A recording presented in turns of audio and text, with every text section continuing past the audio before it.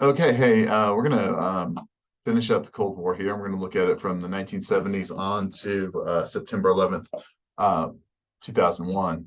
And so when we left, we were talking about Nixon and Nixon and Vietnam and the Americans' failure in Vietnam to stop the spread of communism. Um,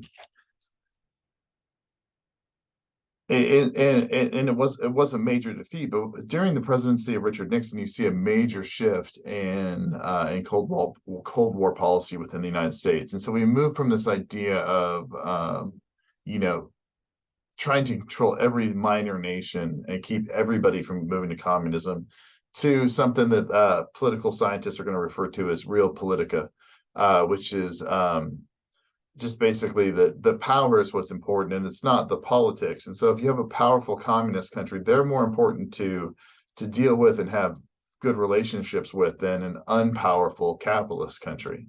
And so if a nation is weak, then it probably shouldn't receive a whole lot of attention from the United States.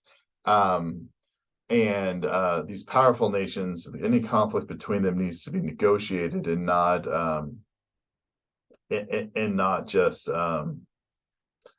I don't know, not come to blows over a small, insignificant nation, much like happened in World War One. And then we also have the idea of détente, which is just this easing of tensions in the Cold War, and that is brought in the early 1970s. Okay, and it really kind of all begins in with Forrest Gump. And if you've seen the movie Forrest Gump, you all know that Forrest Gump goes to China and plays ping pong, and he's the first person from America to ever go there or something.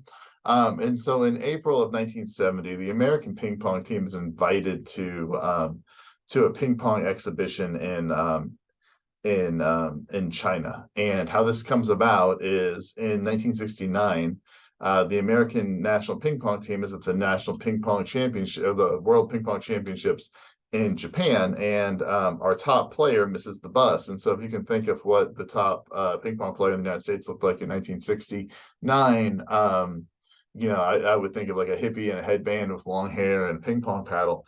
And he misses the bus, and he ends up riding the Chinese bus over to the competition site and makes friends with the Chinese ping pong team. And so the American ping pong team and the Chinese ping pong team, they hang out, they become buddies. A couple of months later, the Chinese reach out to President Nixon and invite the ping pong team to visit China. And so they're the first Americans to go on some sort of a diplomatic mission into China since the communist takeover. And then 2 years later, Nixon uses this as an opportunity to try to normalize relations with China between the United States. And so in 71, Nixon recognizes China as a nation and restores normal trade.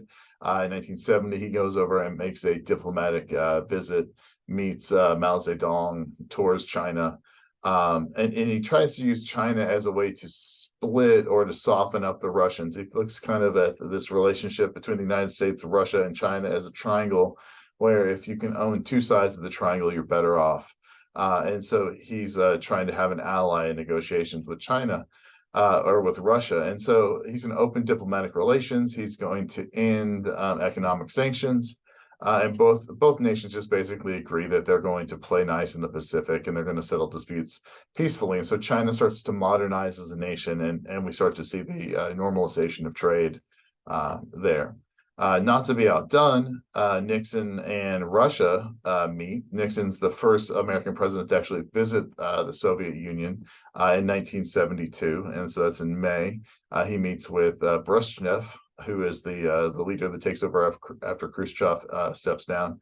And they sign what's referred to as the SALT I nuclear deal, in which we put a freeze on the buildup of nuclear weapons between the United States and the Russians. And so we limit ICBM, intercontinental ballistic missile building at current levels, and limit submarine launch capabilities. Nixon's going to go through a couple of political, some other issues in the Middle East. Nixon's going to support Israel in the Yom Kippur War, where Israel is attacked by numerous Arabic nations. And because of the support of the United States for Israel, the OPEC nations, the nations of OPEC, place an oil embargo on the United States, which causes gas prices to skyrocket. If you think gas prices are high in 2020, you should have been there in 73, 74. Also, Nixon continues spending on this moon mission, and on July 20th, 1969, the United States puts the first man on the moon, and that, of course, that program was begun by President Kennedy, and it introduces us into this idea of man seeing other objects in space. Ultimately, Nixon's downfall is he gets caught covering up a crime in Watergate. And so, I mean, just for the Cold War and for world history, it's not all that important, but we got to kind of figure out how we get rid of Nixon. And so Nixon resigns and Gerald Ford takes over. And Ford's importance in this story isn't necessarily that he's going to bring about any major changes in the Cold War, but he's going to deal with domestic problems more so than anything else. And so during the later mid part of the 1970s, the focus turns away from international relations and Cold War relations between China and Russia, and the United States kind of just focuses on itself more.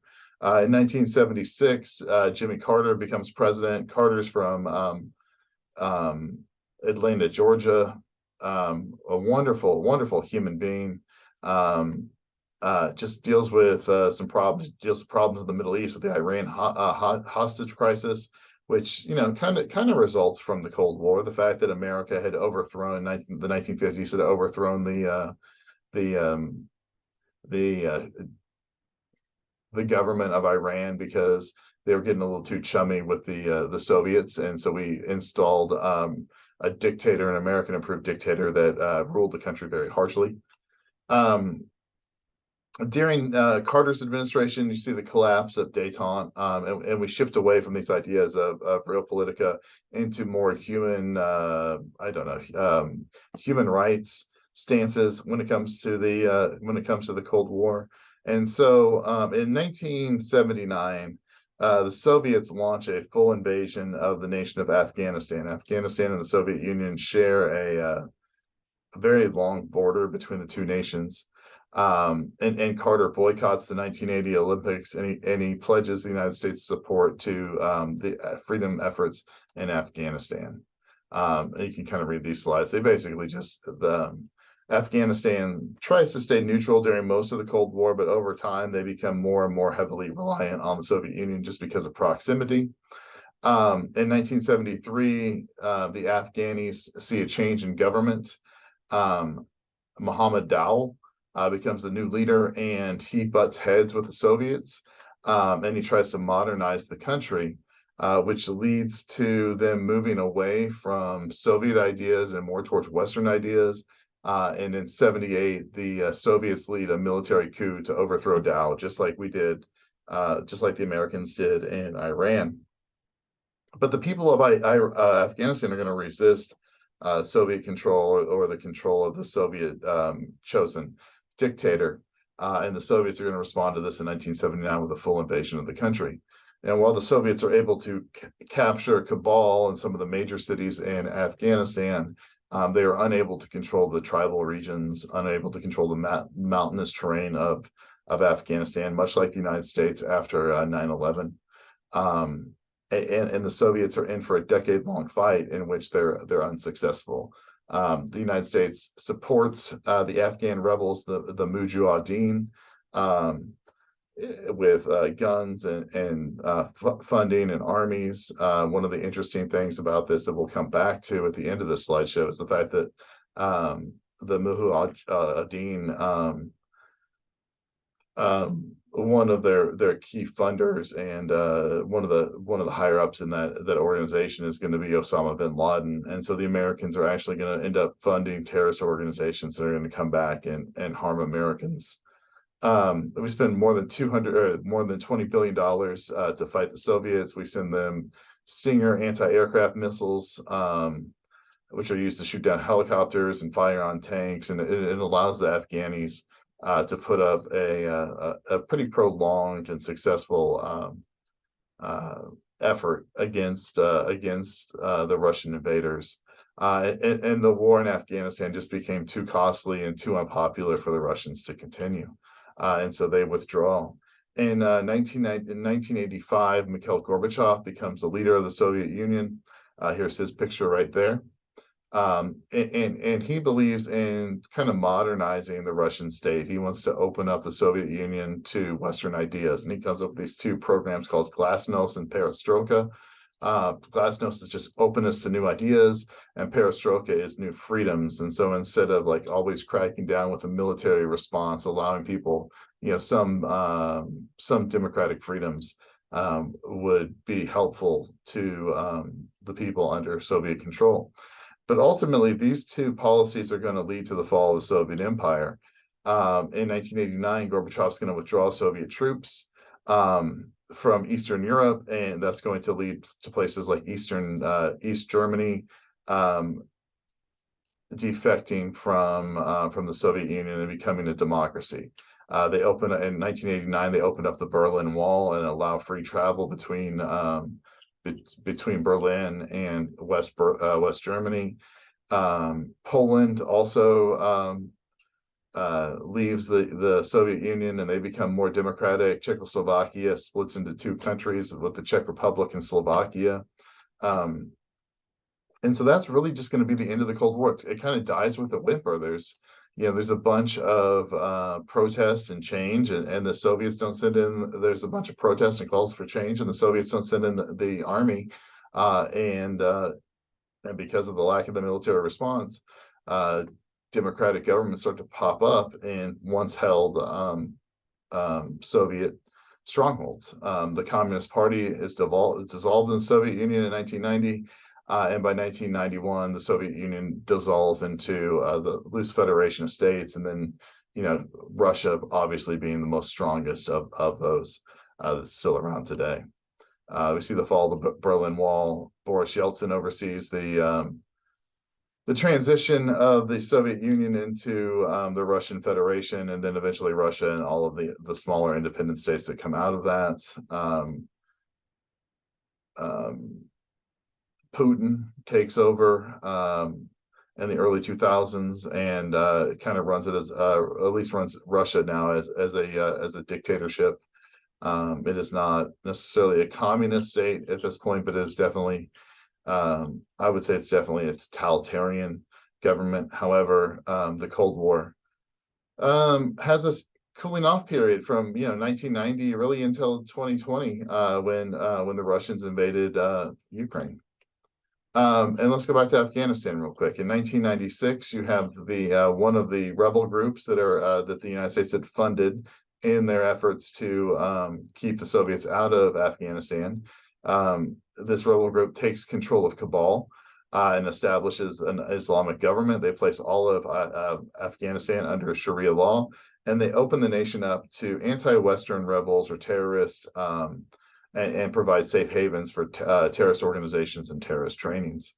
And that's where the group Al Qaeda comes into the mix. They're free to operate and recruit freely in Afghanistan and to set up training bases in Afghanistan. And Al Qaeda opposed Western and American influence in places like the Middle East. And from 1992 to 2001, they're going to carry out terrorist attacks. The first one's going to happen in 92 at a hotel in Yemen, which is in the Middle East. We have the first Trade Center bombing, which was a car bomb placed in a parking garage. In 1995, you have a bombing in Saudi Arabia, and in 98, you have another bombing in the embassies in Africa. And then in 2000, you have the attack on the USS Cole that actually all of these bring about some sort of a military response, with mostly firing Tomahawk cruise missiles into Afghanistan, looking to take out the leadership of Al Qaeda, which ultimately is Osama bin Laden, and they're unsuccessful in doing that. The largest terrorist attack carried out by Al Qaeda is obviously September 11th, 2001, and the attack on the Pentagon and the World Trade Center and the airliner that was downed in Pennsylvania. It kills over 3,000 people. It's the deadliest terrorist attack in the United States history. and it leads to a response from NATO. You wouldn't necessarily think that the military actions in Afghanistan were led by anybody but the United States watching the United States news, but it was actually a NATO offensive, and it was the first offensive military campaign led by NATO. And so you can kind of see how the Cold War ties in a little bit to our current situation and the global war on terror that's hopefully coming to an end with the with the removal of American troops in Afghanistan and the quieting down of terrorist organizations throughout the world for the moment. And so we'll have to wait and see how history responds to this down the road. But that's really where we're going to end the class. I hope you enjoyed a little bit of Western civilization too, and learned some things. And good luck on the rest of your assignments and on your chapter quiz and your final. So thank you very much, and we will hopefully see you around. Bye-bye.